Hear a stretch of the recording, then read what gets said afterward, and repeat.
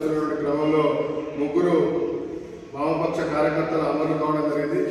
ఆ సందర్భంగా ప్రతి సంవత్సరం మేము వారికి నివాళులు అర్పిస్తూ ఈరోజు కూడా మనం బషీర్బాగ్ అమరవీరులకు CPI CPM forward block new democracy పార్టీల నాయకులు వాల్దేవరెడ్డి గారు, సుధీర్ కుమార్ గారు, జోగిరెడ్డి గారు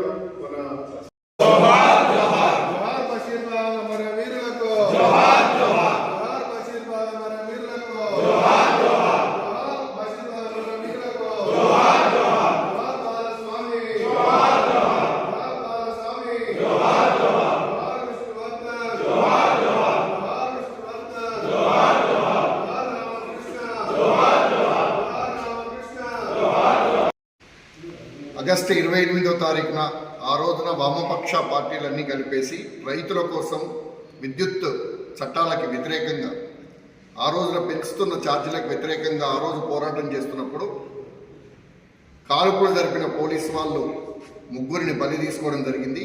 ఆ బలికి నిరసన తెలుపుతూనే ఈ రోజున వారి శ్మశాన సభ జరుపుకుంటూనే మరి ఒక్కసారి గుర్తుపెట్టుకోవాల్సిన అవసరం వస్తున్నది వల్ల. ఎందుకంటే ఇలా కేంద్రంలో ఉన్న బీజేపీ ప్రభుత్వం మళ్ళీ విద్యుత్ చట్టాలను మార్చుకుంటూ మీటర్లను ఫిట్ చేసి రైతులపై పెనుభారం మోపబోతున్నది. కాబట్టి మళ్ళీ వామపక్షాలు అందరూ కూడా మళ్ళీ పోరాటం చేయాల్సిన అవసరం వచ్చే విధంగా ఉంది. కాబట్టి దాన్ని దృష్టిలో పెట్టుకొని అందరూ ఐక్యంగా రైతులను కూడా ఐక్యంతో తీసుకొని ఈరోజు మనం పోరాటం చేసినట్టయితే మళ్ళీ ఆ చట్టాలు రాకుండా కేంద్ర ప్రభుత్వాన్ని వ్యతిరేకించాల్సిన అవసరం ఉన్నది. కాబట్టి దాన్ని దృష్టిలో పెట్టుకుని పనిచేయాలని చెప్పేసి కూడా ఆల్ ఇండియా ఫార్వర్డ్ బ్లాక్ పక్షాన్ని అందరినీ కోరుకుంటూ ఏదైతే చట్టాలు తీసుకురాబోతున్నారో దానివల్ల ఈ రోజున ప్రజలకు అర్థం కాకపోయినా ఫ్యూచర్లో ఇప్పుడు ఏ విధంగా అయితే ఉచిత విద్యుత్ ఆ రోజు వామపక్ష పోరాటాల వల్ల ఉచిత విద్యుత్ వచ్చేసి వాళ్ళ రైతాంగానికి లాభం జరిగిందో ఈ రోజు నుంచి పోరాడితేనే మళ్ళా కేంద్ర చట్టాలు రాకుండా మనం ఆపగలుగుతామని చెప్పేసి తెలియజేసుకుంటూ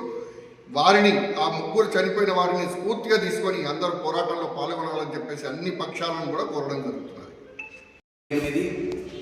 వామపక్షాల ఆధ్వర్యంలో బషీర్బాగ్లో జరిగినటువంటి పోరాటంలో బాలస్వామి, రామకృష్ణ, విష్ణువర్ధన్లు అమరులయ్యారు. వారు కరెంటు ప్రతిపాదనలో ఛార్జీలు పెంచొద్దనేటువంటి దానిలో భాగంగానే ఆ రోజు జరిగినటువంటి కాల్పుల్లో అమరులైన సందర్భంగా నేటికి ప్రభుత్వాలు కరెంటు ఛార్జీలను పెంచడానికి భయపడుతున్నాయంటే ఉద్యమాలు ఎంతో బలోపేతంగా ఉంటే అంత పాలక వర్గాలు భయపడతాయి. కాబట్టి రాబోయే రోజుల్లో అనేక విషయాలపై మనము స్పందించాల్సిన అవసరం ఉన్నది. వామపక్షాలుగా అనేక పోరాటాలు నిర్వహించాల్సినటువంటి అవసరం ఉందని తెలియజేస్తూ నా పేరు జిందం ప్రసాద్.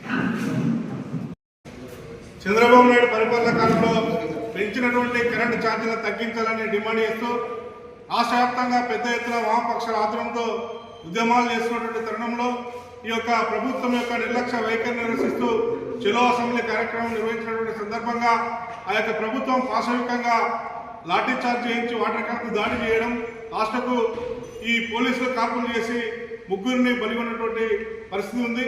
అందులో విష్ణువర్ధన్, బాలస్వామి, రామకృష్ణలు అమరులయ్యారు.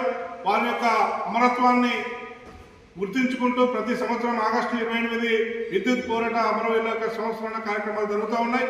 ఈ విద్యుత్ సంస్కరణలు అనేకమైన తీసుకొస్తా ఉన్నారు. ఈ యొక్క అమరవీరుల స్ఫూర్తితోని, పోరాట స్ఫూర్తితోని విద్యుత్ సంస్కరణల వ్యతిరేకంగా అదేవిధంగా ఈ మోడీ ప్రభుత్వం అదేవిధంగా ఇక్కడ ప్రభుత్వాలు ఈ రైతాంగానికి ఈరోజు వ్యవసాయ భూముల వద్ద కూడా కరెంటు మీటర్లు పెట్టినటువంటి ఆలోచనలు అనేకటువంటి సంస్కరణలు తీసుకొచ్చే ఆలోచనలు చేస్తున్న క్రమంలో వాటికి వ్యతిరేకంగా పోరాటం చేయాల్సిన అవసరం ఉందని విజ్ఞప్తి చేస్తాం. 2000 సంవత్సరం ఆగస్టు 20వ తేదీన విద్యుత్ ఛార్జీలు తగ్గించాలని చెప్పేసి ఆనాటి చంద్రబాబు ప్రభుత్వానికి వ్యతిరేకంగా పెద్ద ఎత్తున ఆందోళన చేస్తున్న సందర్భంలో నాటి ప్రభుత్వం టీడీపీ ప్రభుత్వం, చంద్రబాబు ప్రభుత్వం పాశవికంగా కాల్పు జరపడంతో ముగ్గురు అమరులయ్యారు. అమరవీరుల పోరాట స్ఫూర్తితో కేంద్ర ప్రభుత్వం తీసుకొచ్చినటువంటి విద్యుత్ సంస్కరణల చట్టానికి వ్యతిరేకంగా అట్లాగే రాష్ట్ర ప్రభుత్వం 3వ డిస్కౌంట్కు వ్యతిరేకంగా పెద్ద ఎత్తున ఈ జిల్లాలో ఆందోళనలు పోరాటాలు చేయాల్సినటువంటి అవసరం ఎంతైనా ఉంది. ఆనాడు తుపాకుల శబ్దాలే కాదు, అట్లాగే వాటర్ కెనాలతోని పెద్ద ఎత్తున గుర్రాలతో పెద్ద ఎత్తున తొక్కించడంతో అనేక మంది గాయాలయ్యాయి. 37 మందికి బుల్లెట్ గాయాలయ్యాయి. అనేక సంవత్సరాల పాటు చికిత్స చేసుకున్న సందర్భంలో ఆ ప్రభుత్వం జస్టిస్ భాస్కర్ రావు కమిషన్ వేసింది. ఆ భాస్కర్ రావు కమిషన్ కూడా పోలీసుల వైఫల్యం అని చెప్పి తేల్చి చెప్పింది.